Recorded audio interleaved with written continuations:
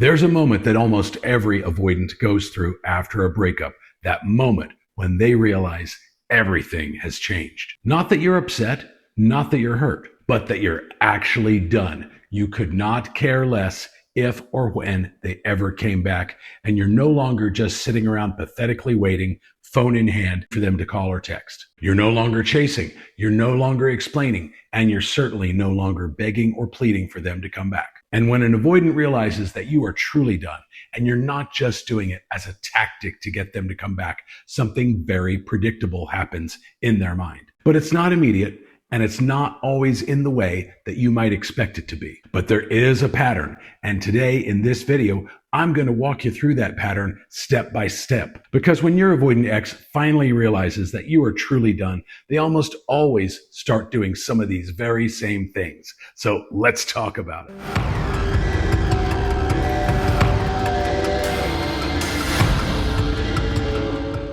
Hi, I'm Coach Jeff Campbell, and I'm glad you're here with me. First, let's clear up a misconception. When people hear the word done, they have this idea that they need to be cold or distant or aloof or downright mean. And you don't have to pretend to not care anymore. That's not what I'm talking about here. Being done actually means something much quieter. What it means is that you are no longer trying to control their feelings, and that's huge. You're also no longer trying to prove your worth and to convince them to take you back. You've emotionally stepped back, and ironically, that's when most avoidants actually begin to take notice. And they're noticing that not because you're trying to manipulate them or playing games with them, but because the dynamic has changed. And avoidants are hardwired to be extra sensitive to changes in relationship dynamics. So when they realize that you're actually done, several psychological shifts start happening. So let's start with the first one. First, they notice the silence. Avoidants are very used to specific breakup kind of patterns.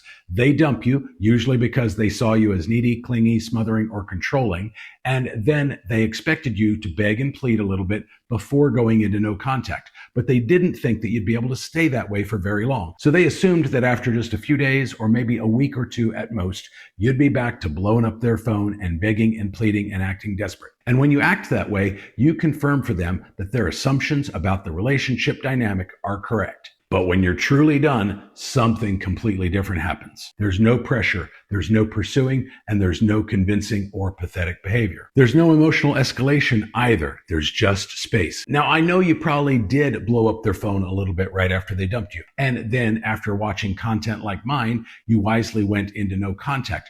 But if you stay that way, you're going to change their perception of the dynamic between the two of you. And at first, the space that you're giving them feels comforting to them. They are elated initially to be free of you and to not be in a relationship with you anymore. Avoidants regulate themselves through distance, and initially, your absence feels calm. But over time, your silence becomes more and more noticeable. Then it becomes unusual, and finally, it becomes intriguing, because they didn't think you had it in you to stay silent for any length of time. And when they expected you to be reaching out after just a short time, there were no real consequences for them dumping you. They knew you were out there. They knew you still wanted them, and they knew that you'd be back eventually. Real quick, if you like this video and you want to see more videos like it, give me a thumbs up and then destroy that subscribe button too. Number 2, curiosity starts replacing certainty. When you were chasing them, your position in their life felt very comfortable and predictable. They knew you cared, they knew you'd respond, and they knew they could get you back at a moment's notice if they wanted you back. But when you stop chasing and you stay quiet far longer than they expected, that certainty begins to disappear. And the brain doesn't like unanswered questions. So curiosity begins to creep in, and lots of unanswered questions start forming. Why aren't they reaching out? Have they moved on? Have they found somebody new? And would they come back even if I begged them to? And here's the key psychological shift. Avoidants don't lean into people who are emotionally demanding, but they do lean towards curiosity because curiosity feels safe. Curiosity doesn't pressure them, it invites them. And anytime somebody is curious about you or wondering about you, their attraction for you is going back up. And that's exactly what you want, because their attraction for you lowered over time when you were still in a relationship together. So your emotional distance is indeed creating comfort and curiosity. Number 3, they start observing you from a distance. This is the stage where avoidants become quiet observers, especially the fearful avoidant. Remember, fearful avoidants tend to move more into an anxious attachment style when their primary partner moves away. And in this case, that's you. I know they dumped you, but if you've gone into no contact and you've stayed that way, you are now triggering their fear of abandonment, and that is making them anxiety ridden. But they may not reach out just yet. They might just be paying attention. So they might be checking your social media on a regular basis, and they weren't doing that before. And they might even be bold enough to be looking at your Facebook or Instagram stories, even if they know that you can see their name showing up on a list as a viewer. They may also be checking in with your mutual friends to ask how you're doing and how you're handling the breakup, and they weren't doing that much right after they dumped you. They may also be paying attention to big changes in your life that they're seeing or hearing about. And they're not doing this because they've decided yet that they want the relationship back again. They're just curious about the changes going on with you. And the dynamic feels different, and human beings are naturally curious about changes. And that's even more true when we're talking about somebody that we really deeply care about or used to care about. And your continued emotional withdrawal creates psychological mystery. And avoidants are hardwired to want to investigate mystery because it feels safer than emotional pressure. Real quick, I have a free PDF guide called The 7 Psychological Triggers That Make an Ex Regret Losing You. And you can get it for free with the link down in the description or on this card right over here. Number 4, their narrative about the breakup begins to shift. Right after somebody dumps you, they usually kind of begin to fabricate or greatly exaggerate the circumstances that led to them wanting to dump you. And this makes it easier for them to justify the breakup both to themselves as well as to mutual friends or family members that they're explaining this to. Unfortunately for you, that often means they're saying things that aren't exactly true or, again, are greatly exaggerated. They were focused on incompatibilities, and they were focused on problems and how needy you were. And this helps remind them that distance was necessary to kind of reclaim themselves. And it also helps them to feel confident about leaving. But when you go into no contact and you stay that way, something changes. That narrative that they told themselves, and unfortunately others, stops receiving validation. You're no longer arguing for the relationship.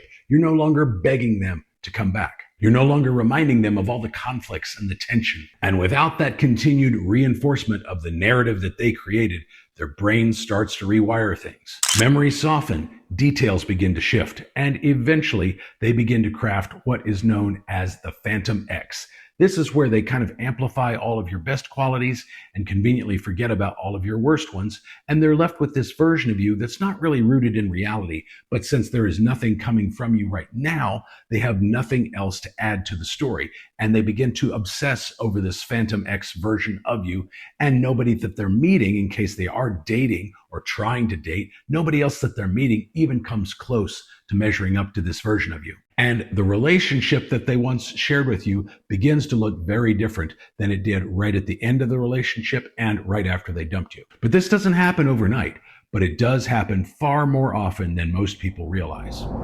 Number 5, they begin feeling instead of just managing. When somebody is chasing you on an emotional level, a lot of your energy goes into managing the interactions. How often should you respond? What should you say? How do you avoid getting sucked back in again?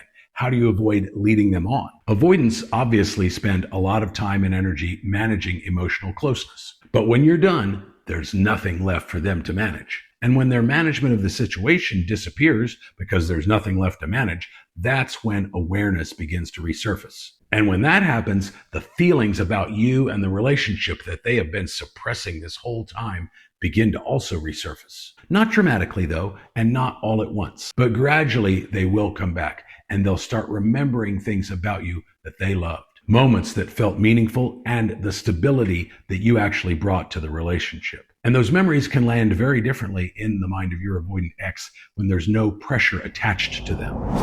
Now let's talk about how the avoidant begins to test the waters. Eventually, many avoidants, especially the fearful ones, will move into what I call the temperature check phase. They might start by liking or commenting on your social, assuming you haven't blocked one another.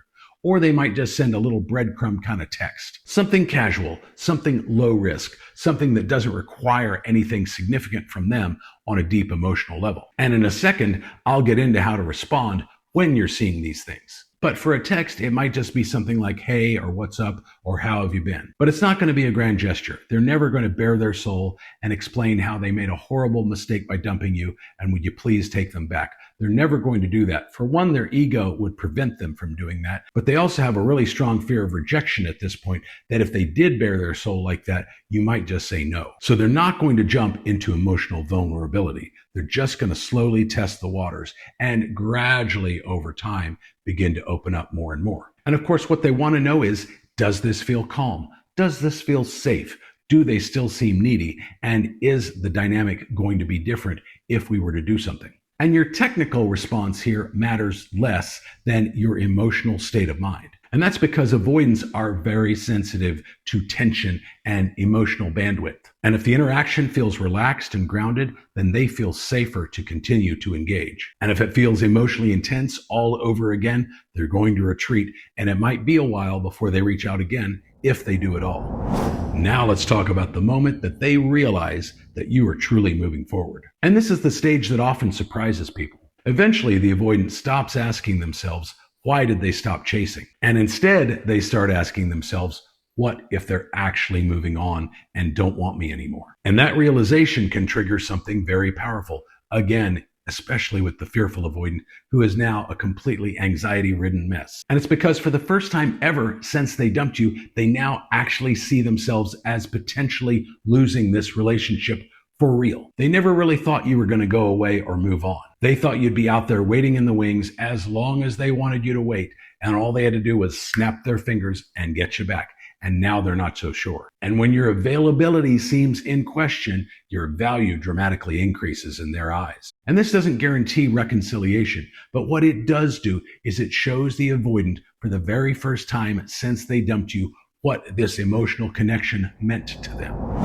Now, here's the truth that most people don't want to hear. You can't just tell yourself that you're going to go into no contact and stay that way and that your ex will eventually come back because of that. Avoidants are very good at sensing emotional undercurrents. So if you're silent, but you're doing it to get their attention, they will feel that. And that's because that tension still exists. You're doing this as a performative measure, not because you genuinely want to detach and move on with your life. Real detachment feels different. It feels calm. It feels grounded, and you're not trying to send a message. In fact, you are now at a place where you don't care if or when they ever come back, and they're sensing that. You're simply living your life again, and ironically, this is the time when it's most likely that the avoidant ex will come back to you. And avoidant exes do come back about 55% of the time, but fearful ones, as you might expect, do come back more often, and they come back faster. Now, I mentioned I was going to give you a little bit of insight in terms of how to respond if they're doing anything on your social media or sending you a text. And this is important along with that mindset that we've been talking about. For starters, if they like or comment on your social, it's okay to like or heart their comment, but don't reply back to it and don't leave anything on their social. And it's great if they're looking at your Facebook or Instagram stories, because you'll know that they're essentially stalking you on a regular basis. If they're not liking or commenting, you don't really have any way to know unless they're looking at your stories. But never look at their Facebook or Instagram stories. Now, if they're sending you a text like, hey, or what's up, or how have you been, it's okay to respond to that, but wait about an hour after you get it. You don't want to seem too eager and too needy. Also, don't send back significantly more words than what they sent to you. You want to kind of match and mirror their level of enthusiasm. And if it takes them a long time to respond back to you, then wait about that same amount of time to send them another message. This is not about manipulation here. You just don't want to seem needy or desperate. And you absolutely do not want to bring up getting together. That has to be their idea. So if you've reached the point where you're no longer chasing your avoidant ex, you might feel like nothing is happening. And you might get the urge to do what Coach Corey Wayne calls the illusion of action. You might feel like you have to do something in order to get them back, or in order to show them how much you love them. Don't do that. Because while on the surface it might seem like nothing is happening, internally, in the mind of your avoidant ex, a lot is shifting. Silence creates reflection, and distance creates curiosity. And genuine emotional independence changes the relationship dynamic in ways that pressure never could. So if you're in that quiet stage now, don't assume that you didn't matter and that nothing is happening. Sometimes it simply means that the emotional dust is finally settling. And when that happens, avoidants often begin seeing the relationship through a completely different perspective. Now, I know what you're saying. What if you've done all of this and it's been weeks or months and nothing has happened? Well, if you're in that boat and you feel like you've tried everything under the sun to get your avoidant ex to come back to you, while I'm not totally proud of it, I do have a recent video on my channel where I outlined all of the unethical ways of going about getting your avoidant ex back. And if you want to check that out, watch it on my channel right over here.